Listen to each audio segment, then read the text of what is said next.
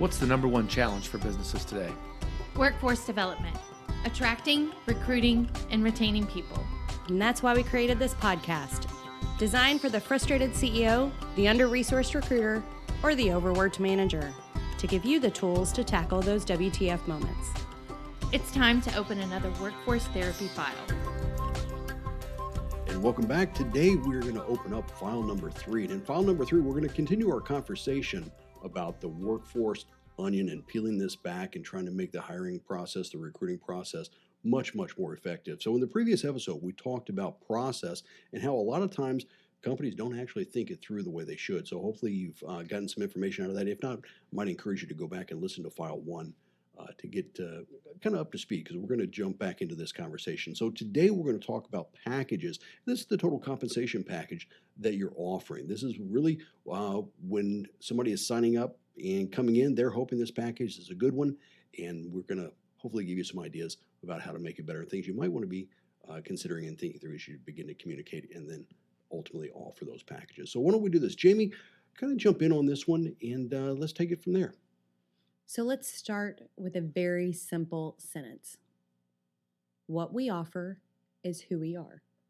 So yes. So if we think about our companies, well, let me make it simpler. I'm going to swap the order of those words and say, we are what we offer. Mm-hmm. That's like you are what you eat. That's right. Oh my gosh, that's like the perfect comparison. I love it. So we are who we are. I'm sorry, Jamie. Yeah. Who we are is what we offer. Is what we offer. I love it. I love it. So as you think about the stories that people will tell about your company and what it's like to work there, they always start with, I got this great job. And then what did they tell you about it? Well, they'll start telling you about the benefits. Absolutely. They'll be like, you're not going to believe this. I get paid XYZ. I do. To do XYZ. Absolutely. Mm-hmm. Every time my mom tries to get me to move back home, which is to Owensboro, Kentucky, not even a shameless plug, just a plug. What's the school mascot there? We need to know this. The Owensboro High School Red Devils. Red Devils? Yeah. Oh, when those Owensboro Highmen fall in line. You don't want to hear the fight song. No, we're good. Okay. Keep going. Who are we? So every time she's tried to get me to move back home, she has called me to tell me about a great job. And you know what she leads with every single time is, I hear they have great benefits, and that job pays $42 an hour or $22 an hour or $16 an hour. Mom doesn't actually care how much I make. She just wants me to move home. Yeah. I think that's right. Yeah. So it's important to think about what we are offering as employers to the people that we want to work here, because those are going to be the stories that people share. So let's talk a little bit about total compensation. So I have a couple of opinions on this, and I know you guys will weigh in because we all love each other here. But total compensation, when you think about what that means, it's so much more than your pay. Absolutely. But why is it? Undoubtedly, every single time somebody says, well, what's that pay? Well, I think understanding where people are in the seasons of their life and why things are important at different times. Yeah. Again, I know we said last time we talked about the fact that we've got 5 different generations working in a organization these days, typically. Well, a total compensation package for me versus someone my daughter's age, early 20s, versus someone in their late 60s, we want different things. Absolutely. So appreciating what a total compensation package looks like for each individual that's working for your organization means something completely different. So let's break down what total compensation includes. Okay. So total compensation is all of the tangible items that an individual receives for working at your company. So that would be your cash compensation, which is your base pay plus incentives, plus the benefits that are offered. Well, hang on. Are you talking about like a bonus plan? Because you know, what's an incentive? An incentive can be any type of cash compensation offered for performance that is not a guaranteed part of your package. So that's not my shift differential. No, but that's definitely part of the cash compensation offered for your role. Good catch. So when I think about all the things that are included at now as a business owner, as someone that is offering opportunities to partners and strategic alliances, there's so many things to those line items. So you guys check me on this, but your base pay, Absolutely. any shift differentials that you may get, or opportunities to work weekends, whatever that overtime may be, right? Incentives or bonuses based upon that. Benefits, that would be health, dental, vision, short-term, long-term disability. Those would all that be benefits, right? Mm-hmm. Plus 401k. Yep. And what my match is, because that's going to be a different line item too, from my point of view, from a total comp, because some 401ks are at 3%, some are at 6%, some are a max out at 7%. You need to know those things. Yeah. And those kind of started to fade away for a while, but they're coming back. Absolutely. Yeah. Absolutely. Well, how about the pension? You remember the pensions? Yeah. Do those even exist anymore? I think UPS still does UPS still have them? Or there There was are a some cutoff. union contracts that Yeah. will still include pensions, and you Mhm. also still see pensions pretty active in the education space. Oh, yeah. Good point. Good point. Okay, sorry, we derailed. Let's start over. Base pay, shift differentials if that's appropriate, Mm-hmm. incentives/bonuses, benefits, all of them, Mhm. medical, dental, vision, and depending upon if you're single or family, Yeah. there's a different number there. Mhm. Vacation, PTO time. And can I just say that I think organizations need to do away with sick time? Mm. I think it all needs to be in one bucket. Can I say Mhm. that out loud? I'm putting my foot down. I would like to make today's parcel compliance note. Unless you're in a state that requires sick pay. Carry on, Molly.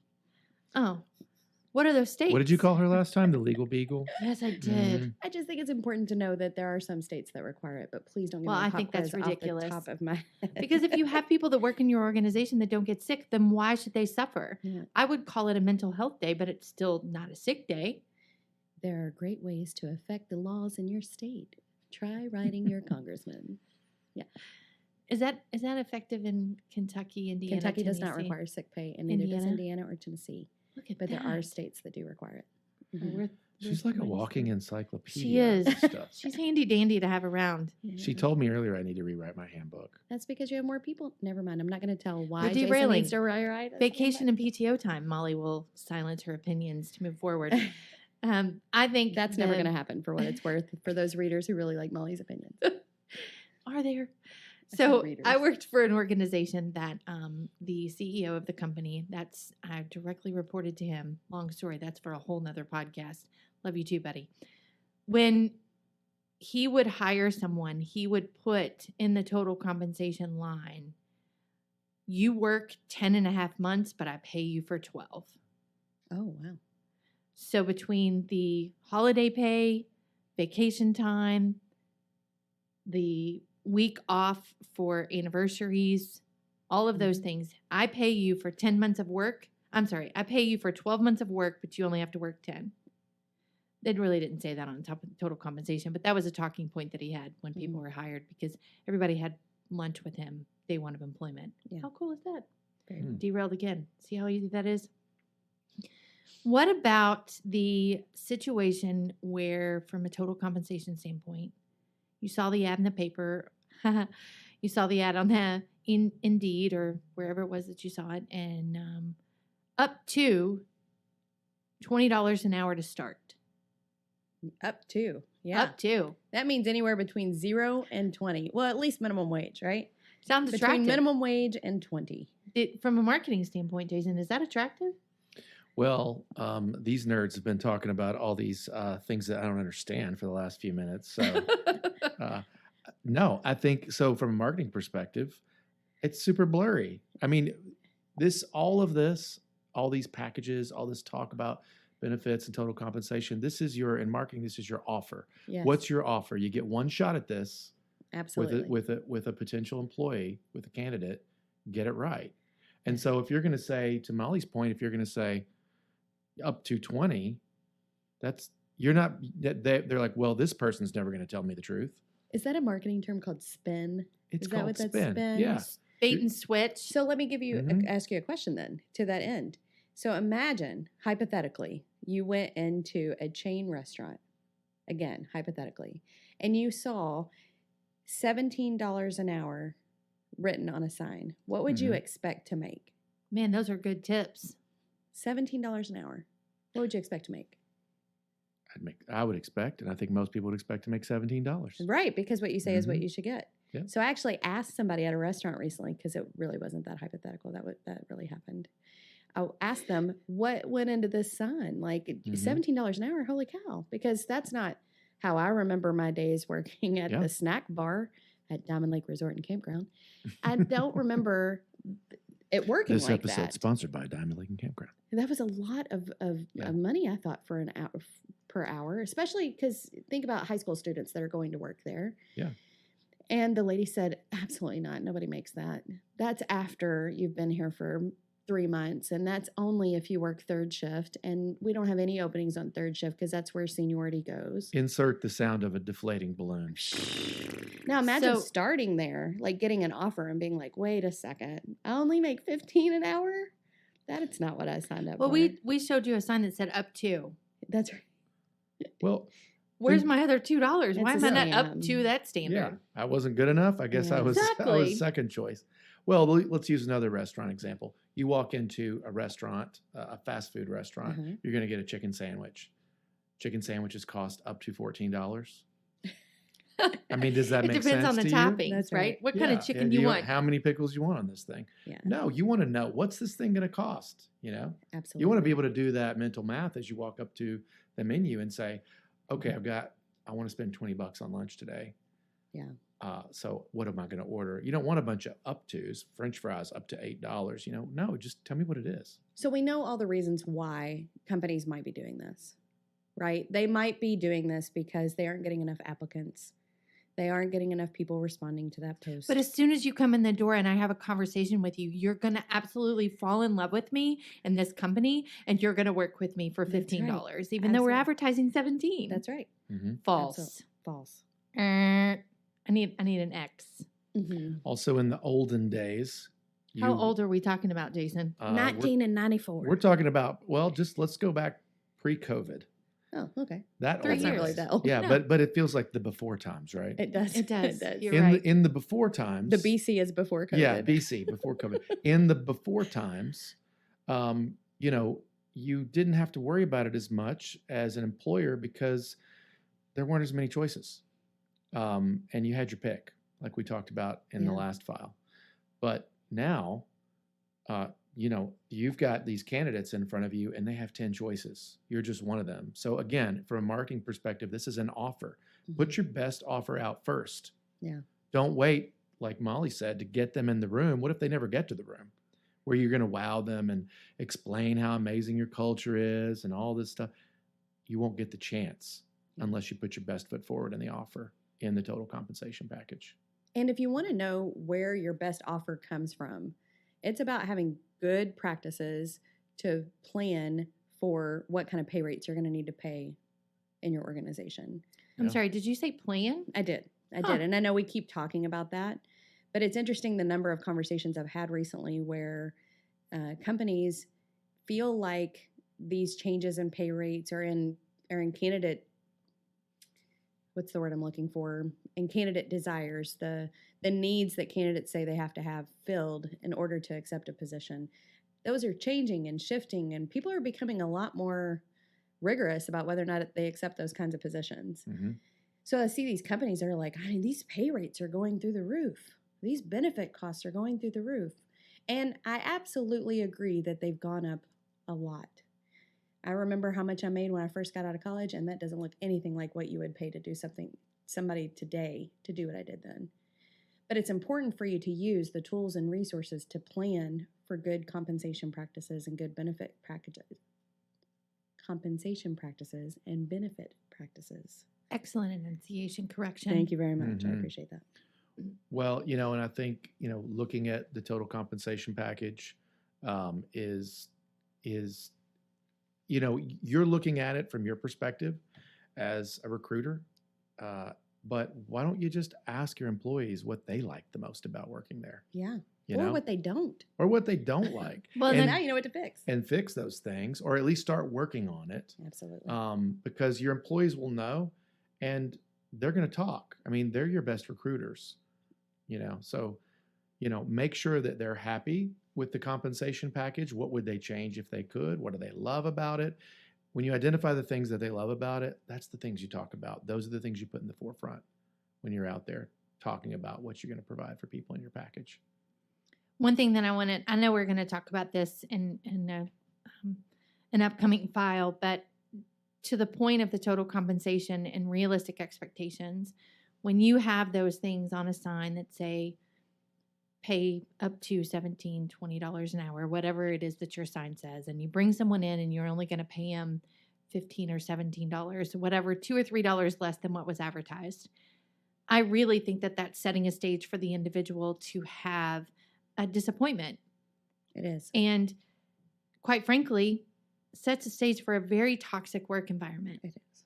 And when you think about things like the benefit cost to the employee and the benefit cost to the organization, one of the things that we do at Incipio is understand the value of what that benefits package is, and helping those business leaders and key decision makers understand realistic expectations where you're providing what you think. So to both of your points of asking people what they really want helps define who we are is what we offer.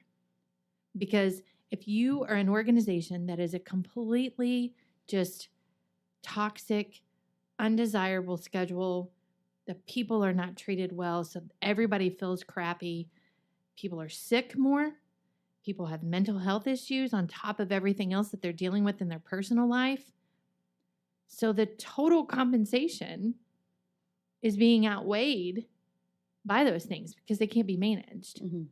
Yeah, and if you ask your team what they like and don't like, and you hear a lot of don't likes, to Molley's point, take that up the chain, take that to senior leadership, make that known. Don't just say, well, they did say they liked the pay, so I'm going to just talk about that a lot. No, take those problems up the chain and say, I can't do my job unless we fix a few of these things, unless we repair a few of these issues that we have. Absolutely.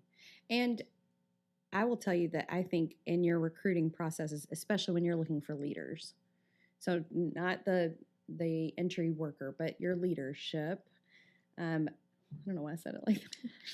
You are enunciating again. Yes, but that was a Excellent work. ridiculous level of enunciation. So whenever we're recruiting for leaders, I think it's really important to share with them what the real picture is too. Right now we've got individuals who are disappointed in the way that we're doing our scheduling. We have some issues with machines breaking down. We've got this, we've got that. You need to know that coming in, and as you're evaluating this opportunity, because we're really going to need somebody to take this role and be able to help us get these things fixed. That is realistic. It is helping people know that you respect the experience that they bring to the challenge, and it's also laying the groundwork for what expectations you can have from individuals that join you. So while that may not be a line item in your total compensation letter, package, whatever it is that you're handing out with the offer letter or on an annual basis, there's still a value to it, right? Absolutely. There's still an opportunity to say, maybe it's a situation where the company has to say, this is what we're reinvesting into the company. While that's not a total compensation for me as a worker, the value of what that is being brought to me as a place to work absolutely has value. That's a good segue into value prop, your value proposition. Excellent. Catch, Jason. Yeah, that you laid it right up. I for did. me. It was a soft pitch. Speaking of value proposition, value proposition is kind of, that leads us into, the messaging of how you express this. So let's say you get to a place where you understand what is important to the people you're trying to hire, and you pick out the things inside your compensation package that you want to put forward, and you're working on the things, you're doing all the right things. You're working with senior leadership to fix the things that aren't quite right, so you can start talking about them ASAP. How do you position that?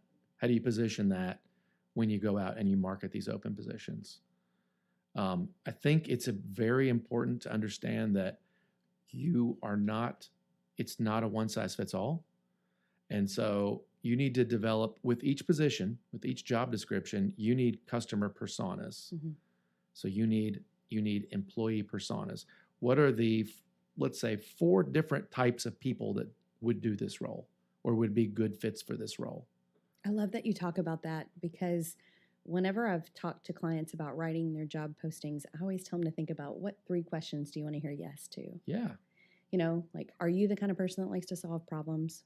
Are you the kind of person who can take a challenge head on and be able to come up with meaningful solutions? Mhm. Whatever the thing is that makes that person say yes. I get through those first 3 questions, I've already identified as, this is a spot I want to spend more time. Yeah. And I think that goes a long way. We do a little whiteboard exercise early on in our strategy building when we do these things. And we have our product is called Crowd Builder. And so the first step in the Crowd Builder is the strategy. And so we sit down, we whiteboard out. I mean, we draw little stick figures on the board, and we say under each one. So for this role, let's say it is a maintenance position. What are the different types of people in your experience that would or could do this job? Yeah. And we're not excluding anyone per se, but we're saying inclusively, what are those things to do this job well that you need? And there are different types of people that do it well. So let's define those. And then for each of those personas, we build a very specific and highly targeted campaign so that we're driving applications for each of those personas. And you know exactly where they came from because you defined it. And then once they get in the door, then you do the screening process, which we talked about last time, and you're screening for the things which you have already defined. Maybe those things aren't in job description. Mm-hmm. Maybe they're culture fits. Maybe they're, or maybe they are. I don't know. You guys tell me. Is that the kind of thing that you put in your value proposition? Do you put your core values in your culture proposition? You make sure, because they're going to answer what you want to hear, Yeah. right? So you got to be careful about that. But I How think do you guys- also have to be really careful about whether or not your organization actually matches the stated values. Mhm. Right? Oh, So like- like if you're putting a value proposition out there and you're saying our core values are honesty, trustworthiness, and perseverance.